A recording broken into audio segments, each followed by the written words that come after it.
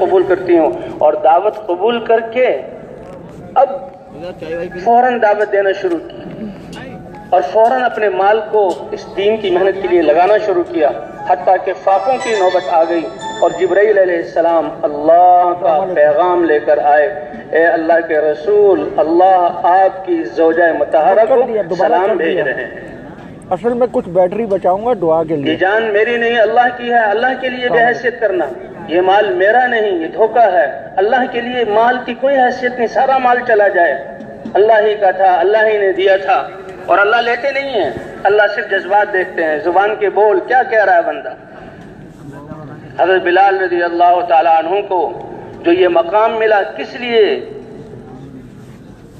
کہ اتنی تکلیفیں دی جاتی کہ جو صحابی کلمہ پڑھتا تو کلمے کی دعوت شروع کرتا، عرب تھے، فصاحت کو سمجھنے والے، لا الہ الا اللہ یہ سب سے بڑے علم والا کلمہ ہے، یہ اللہ کی پہچان کراتا ہے، یہ اللہ کی پہچان، سب سے بڑے علم والا۔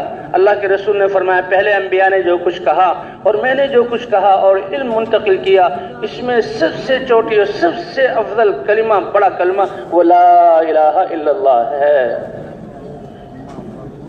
تو جو کلمہ پڑھتا تھا حضور کی صحبت سے اس کو اپنی پرانی گمراہی یاد آتی تھی، اس کی گندگی اور نجاست اور قوم کی ہمدردی اس کے دل میں آ جاتی تھی، بغیر اپنی جان اور مال کی پرواہ کیے بغیر وہ جو دعوت دیتے تھے۔ تو کافر بھی بڑے سخت تھے، سخت مکہ اور مدینہ کی حجاز کی گرمی، دبتے ہوئے پہاڑ اور یہ آگ برساتا ہوا سورج اور دوپہر کا وقت، وہ تو سایوں میں بھی گرمی سے آدمی بے چین ہو جاتا ہے، ان کو دھوپ میں کھڑا کیا جاتا، اور صرف دھوپ میں نہیں کھڑا کیا جاتا بلکہ زریں لوہے کی پہنا کر دھوپ میں کھڑا کیا جاتا، اور کچی بدبودار کھالیں ان پر لپیٹ دی جاتی، اور اس کے انگارے جہاں بنا کر صحابہ کو اس پر ڈالا جاتا۔ قربان جائیں صحابہ پر، فرمایا، اور وہ مجبور کرتے تھے کہ ایمان اور اللہ کے رسول کے بارے میں کچھ کہیں، کہا دل مطمئن ہو، اگر ان تکلیف سے بچنے کے لیے تکلیف میں انتہا کو پہنچ جائیں تو اگر کچھ کلمہ کہہ دیں اور دل مطمئن ہو تو اس کی اجازت، وقلبہ مطمئن بالایمان، دل مطمئن ہے۔ لیکن حضرت بلال رضی اللہ تعالیٰ عنہ وہ تھے کہ میں اللہ اور ایمان اور رسول صلی اللہ علیہ وسلم کی ذات کے بارے میں اپنی زبان سے پر لفظ لے آؤں، میرا یہ جسم جان جا سکتی ہے، یہ کھال ادھر سکتی ہے، جسم کے ریزے ریزے ہو سکتے ہیں اور میں مر سکتا ہوں، لیکن احد احد کے علاوہ میری زبان پر کچھ آ نہیں سکتا۔ اپنی جان کو اتنا بے قیمت کیا تو اللہ نے کیا مرتبہ عطا فرمایا، بس یہی ہے، اے اللہ میری جان کی تیرے امر کے سامنے کوئی حیثیت نہیں، میرے مال کی تیرے امر کے سامنے کوئی حیثیت نہیں، یہی آ جائے۔ پھر اللہ نے کتنا اونچا مرتبہ دیا کہ حضور صلی اللہ علیہ وسلم اٹھیں گے، سب سے پہلے اٹھائے جائیں گے، آپ کے لیے براق سواری لائی جائے گی، کہا میرے ساتھ بلال ہوگا، ان کے لیے اونٹ سرخ اونٹنی ہوگی، اور محشر کی طرف جائیں گے، اور سب سے پہلے بلال محشر میں کہے گا اللہ اکبر اللہ اکبر۔ اے بلال تیرا وہ کون سا عمل ہے کہ جنت کی جس درجے میں گیا تیرے پاؤں کی آہٹوں کو میں نے اپنے آگے آگے سنا۔ اور بلال کون؟ حضور صلی اللہ علیہ وسلم کے مؤذن، اذان دی گئی خواب کے ذریعے اللہ کی طرف سے، اس امت پر اللہ کے کتنے احسانات ہیں، بہترین امت قرار دیا گیا، نام مسلمان اللہ نے ان کا رکھا، نماز کے لیے جمع ہونے کے لیے اذان والے کلمات کہ 6 دفعہ اللہ اکبر کی صدا، اور اشہد ان لا الہ الا اللہ، اللہ کی وحدانیت کا بیان، واشہد ان محمد رسول اللہ، حضور کی رسالت کا بیان، اور دین میں کامیابی ہے، یہ پوری دعوت ہے، پوری دعوت، یہ کلمات دیے گئے۔ کوئی گھنٹیاں بجاتا ہے، کوئی بگل بجاتا ہے، کوئی اور تماشے کرتا ہے، اور یہ مشورے آئے لیکن حضور کو پسند نہ آیا۔ ایک صحابی، نہ کھانا اچھا لگ رہا نہ پینا اچھا لگ رہا، یہ جو بیٹھے کہ کون سا وہ امر ہو جس کے لیے لوگوں کو بلایا جائے، تو عبداللہ ابن زید ابن عبد ربی کہتے نہ کھانا اچھا لگ رہا نہ نیند آ رہی ہے، لیکن وقت جو دادا گزر گیا بیٹھے بیٹھے اونگ آئی، ایک شخص کوئی لوہے کی تختی لے کر جا رہا ہے، بھائی یہ بیچ دو، کیوں کہ دروازے پر لٹکا کر اس کو ہتھوڑے ماریں گے، 1 گھنٹے کی آواز پیدا گھن کی آواز پیدا ہوگی، لوگ نماز کے لیے آئیں گے۔ کہا تمہیں اس سے اچھے کوئی کلمات نہ سکھا دوں؟ کہ سکھاؤ۔ اللہ اکبر اللہ اکبر، یہ اذان کے 15 کلمات۔ ان کی آنکھ کھلی، فوراً حضور صلی اللہ علیہ وسلم کی خدمت میں آئے۔ اے اللہ کے رسول، یہ خواب دیکھا۔ کہا وہ کوئی انسان نہیں تھا، یہ تو اللہ کی طرف سے فرشتہ بھیجا گیا، اور میری امت کے لیے نماز، اللہ کی عبادت کے لیے بلانے کے واسطے یہ اذان کے کلمات، جو دعوت، پوری دعوت کو اپنے اندر سمجھے ہوئے یہ کلمات دے دیے گئے۔ ہر مسلمان کو 5 دفعہ پوری دعوت ملتی ہے۔ اللہ کے علاوہ کوئی کرنے والا نہیں۔ محمد الرسول اللہ کے طریقے پر اللہ کریں گے، کامیابی دیں گے۔ اللہ محمد رسول اللہ کے طریقے پر دیں گے۔ حی علی الصلاح حی علی الفلاح، دنیا آخرت کی کامیابی حاصل کرنے کا راستہ اللہ کا دین اور اللہ کی عبادت اور نماز۔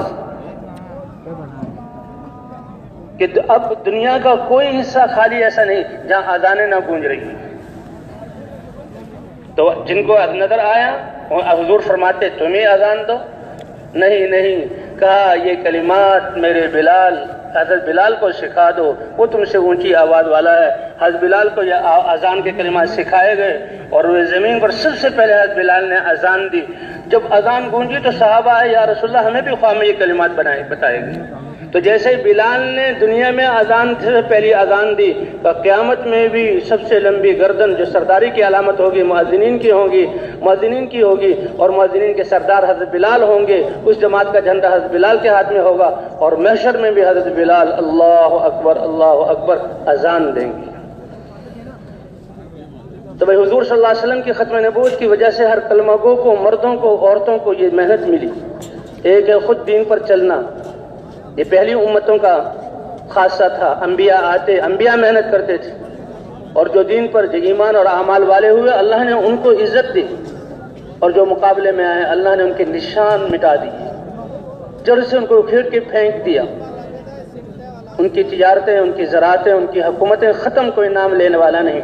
اور اللہ فرماتے وَلَوْ أَنَّ أَهْلَ الْقُرَىٰ آمَنُوا وَاتَّقَوْا، میں ہی ان کا پیدا کرنے والا تھا، میں ہی ان کو رزق دینے والا تھا، میں ہی ان کے لیے زمین کو تھامنے والا تھا، میں ہی ان کے لیے ہوائیں چلانے والا تھا۔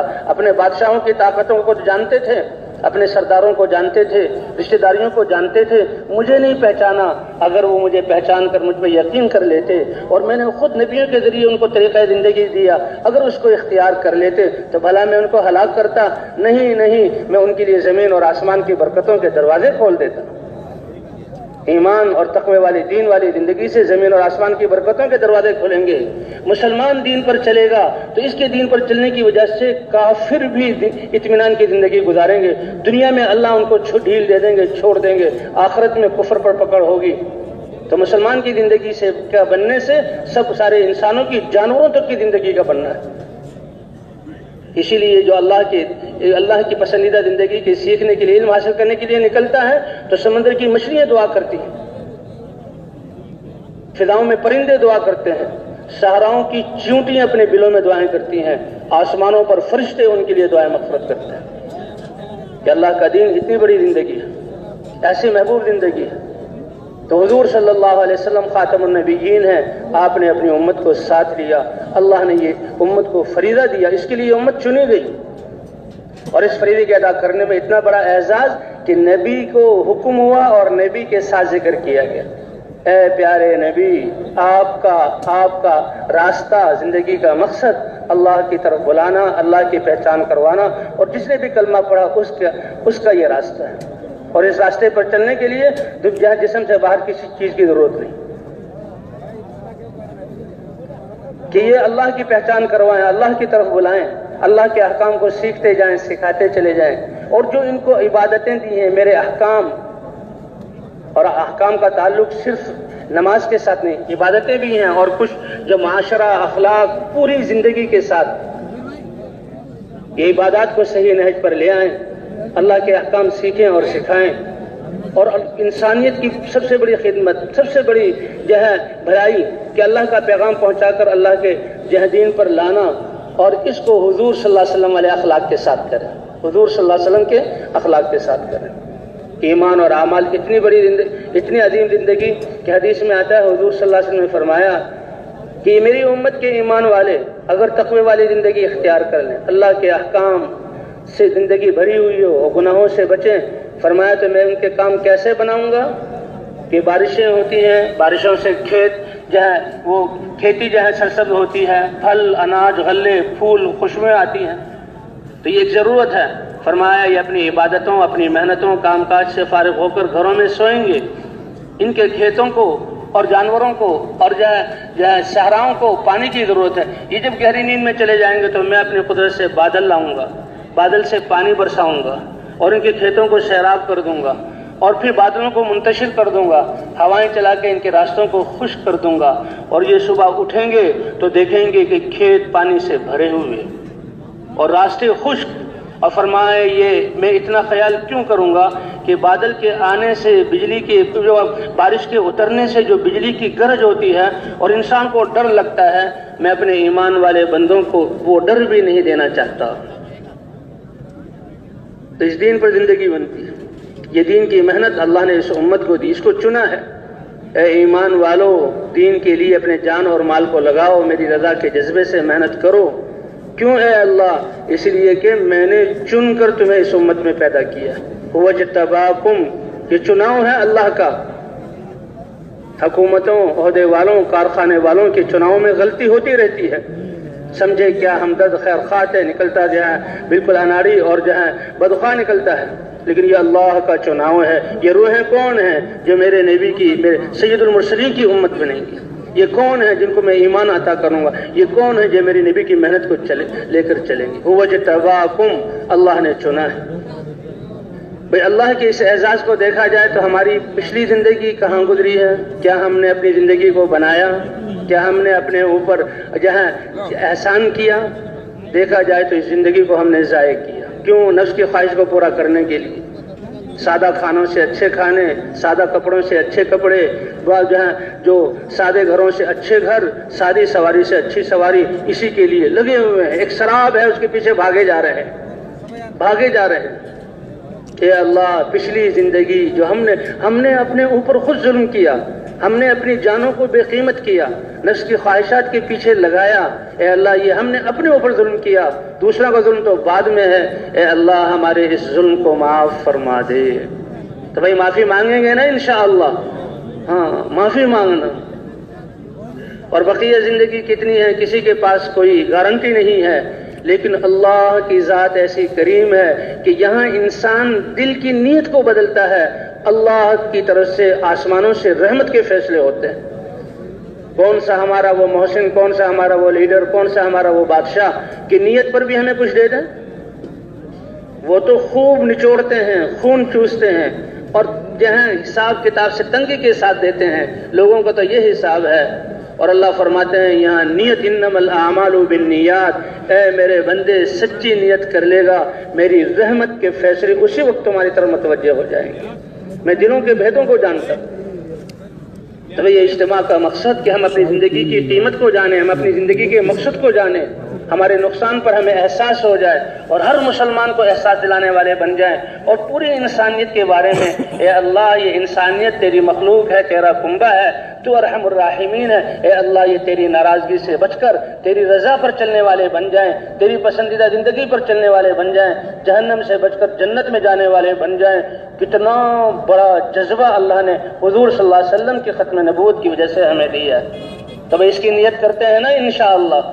اے اللہ تیرا پیغام پوری انسانیت تک پہنچانا، ساری انسانیت، اور یہ فکر اور یہ ہمدردی ہمیں حضور صلی اللہ علیہ وسلم کی برکت سے ملی ہے کہ آپ کان حریصا علی ہدایت الناس اجمعین، آپ تو جو آپ کی جان کا دشمن ہے، آپ کو تکلیفیں دے رہا ہے، جس وحشی نے آپ کے سگے چچا اور جو بہت محبوب چچا تھے اس کو شہید کیا اور آپ کو رلایا، اور آپ نے کہا جتنے بھی مدینے کے انصار شہید ہوئے ان کے لیے رونے والی عورتیں تھیں، میرا چچا شہید ہوا، اس کا سینہ چیرا گیا، اس کا کلیجہ چبایا گیا، گھوڑوں سے روندا گیا، اس پر رونے والا کوئی نہیں۔ جب مدینے کی عورتوں کو پتہ لگا کہ اچھا اللہ کے رسول اس پر غمگین ہے اور یہ فرما رہے ہیں، کہا آج ہم ایسا رونا روئیں گی کہ زمانہ دیکھے گا کہ کیسا رویا گیا کسی مرنے والے پر، شہید ہونے والے پر۔ اللہ نے منع فرما دیا کہ مرنے والوں پر تم رو مت۔ تو اس چچا کے قاتل وحشی کو حضور پیغام بھیج رہے ہیں کہ جس نے اللہ کے نبی کو کے دل کو اتنا دکھایا، اگر وہ اس حال میں مر گیا تو بڑے عذاب کا مستحق ہوگا۔ اللہ کا رسول پیغام بھیج رہا ہے، اللہ کا رسول پیغام بھیج رہا ہے اسلام میں آ جاؤ، اور وہ کہتا ہے نہیں، یہ تو بہت زیادہ جو تمہارے ایمان کی اور شرائط بہت سخت ہیں، اور تم جو گناہ جس پر عذاب ہوتا ہے سارے میں نے کیے ہیں۔ اللہ بھی مہربان اور اللہ کے رسول بھی رحیم اور رؤوف۔ اللہ دوسری آیت اتارتے ہیں، حضور پھر دوسری دفعہ پیغام بھیجتے ہیں، پھر تیسری دفعہ پیغام بھیجتے ہیں، تیسری دفعہ کے بعد پھر حضرت وحش کہا ہاں اب بات بنی ہے، اور وہ آ کر حضور صلی اللہ علیہ وسلم کے سامنے دو زانو ہو کر کلمہ پڑھ کر صحابی بن جاتے ہیں۔ لیکن آپ کے دل کو تکلیف، اے میرے سب وحشی میرے سامنے نہ رہو کہ تمہیں دیکھ کر مجھے اپنے چچا کی شہادت، ان کی تکلیفیں یاد نہ آ جائیں، تمہارا نقصان ہوگا، اس لیے وہ مدینہ چھوڑ۔ ایمان مل گیا، صحابی بن گئے۔ تو نبوت کو تو یہ جذبہ۔ حضور صلی اللہ علیہ وسلم خیبر فتح کر کے آئے، راستے میں ایک وادی القرا ایک گاؤں پڑا، یہود کا گاؤں تھا۔ آپ نے کہا دیکھو بھئی یہ اہل کتاب ہے، میں ان کا نبی ہوں، ان کے پاس چلو۔ آپ آئے اور ان کو آتے ہی دعوت دی کہ دیکھو ہمارا تمہارا کلمہ ایک ہے، مجھے اللہ کا رسول مان لو۔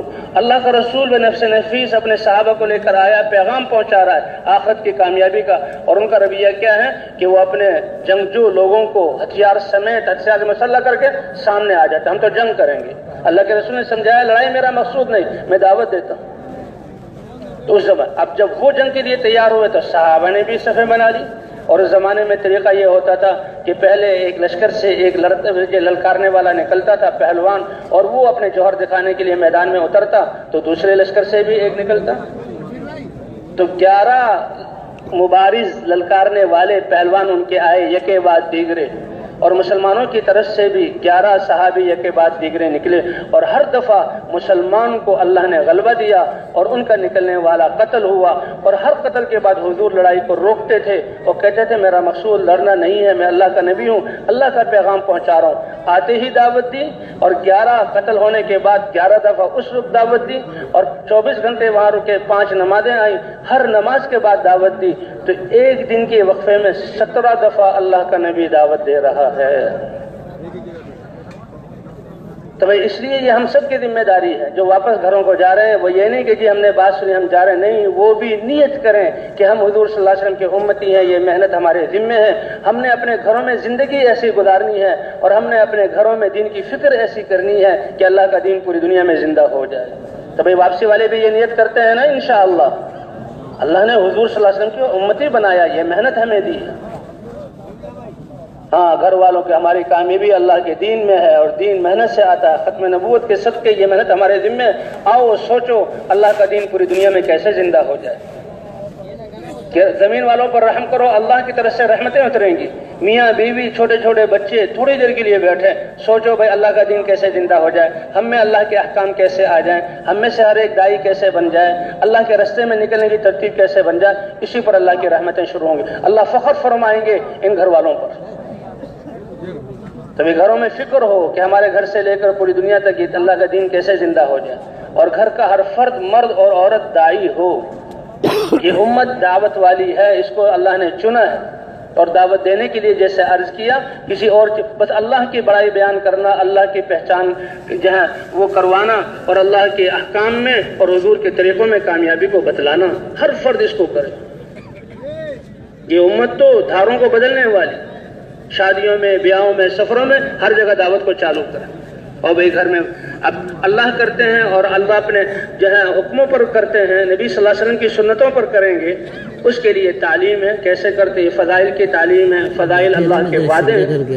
آج ہمیں پتہ ہی نہیں کہ زندگی کا بننا ہے کہاں۔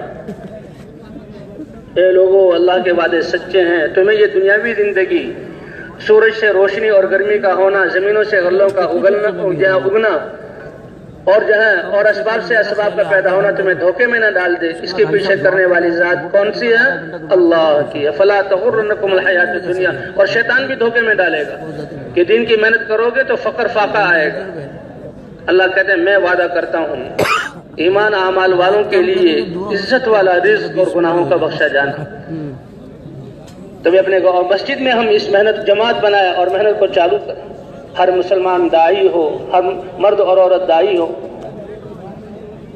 اور ہر وقت ہم دعوت دیں. اور جو اللہ کے راستے میں نکل رہے ہیں وہ تو بہت بڑی سعادت کی بات ہے. یہ اللہ کے راستے میں نکلنا اللہ کے دین کے لیے سب سے بڑا عمل ہے. انبیاء کرام خود چل کر جا رہے ہیں، حالانکہ انبیاء اللہ کا پیغام پہنچا رہے ہیں. اللہ کے رسول فرمائے لولا الہجرۃ لکنت رجلا من الانصار. اللہ کے دین کے لیے اپنے گھر کو چھوڑنا یہ بہت بڑا عمل ہے.